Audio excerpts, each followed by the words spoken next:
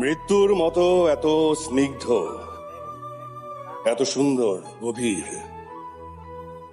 আর কিছু নাই।